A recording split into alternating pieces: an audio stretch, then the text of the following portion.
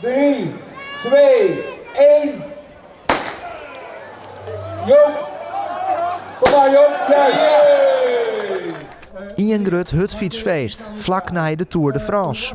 Dat wie de 40ste profronde van Sir-Husteveen juiste joen. Oudwinnaar en hutfietslegende Joop Zoetemelk wie erbij. En joeg het startschot van de jubileumeditie. Als criteriums zoals er veel in Nederland criteriums waren natuurlijk. En het is met enthousiast publiek. Met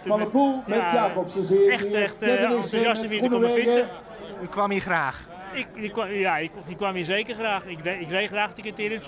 Ik was een liefhebber van het publiek en dat vond ik gewoon... daar vaarde ik op. Honderden deelnemers, geen truidragers uit de Tour. Maar wel grote namen als Mark Cavendish, Fabio Jacobsen en Mathieu van der Poel. Jeder op de dij is direct Friesk succes bij de amateurs. Jelte Krijnsen, 21 jaar uit Bolzet, pakt de derde winst. De eerste overwinning van het seizoen, dus dat is altijd mooi om te pakken. En dit is ook wel een van de bekende criteriums in Nederland. Dus dat is niet mis om hier te winnen. De komst van Bolzwet zei dus dit is wel een beetje een tussenwinning in Friesland. Ja, klopt. Er zijn inderdaad niet heel veel koers hier in Friesland. Dus als er eentje is, dan is het altijd mooi om mee te pakken. Ik heb dit jaar ook de ronde van Bolzwet gereden, dus dat is echt een thuiskoers. Daar was ik ook redelijk dicht bij de overwinning, maar daar geef ik net ernaast. Dus het is mooi om hier toch nog een Friese koers te winnen. Nevens de organisatie winnen de juiste joens aan 30.000 beziekers. Een soort meisken uit de regio, maar bijgelijk zeg uit Rotterdam.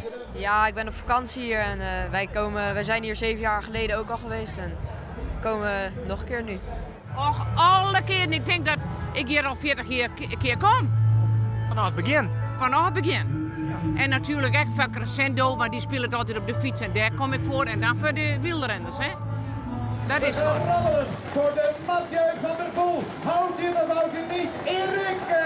Ja, het is Mathieu van der Poel. Cavendish hier op Groenewegen.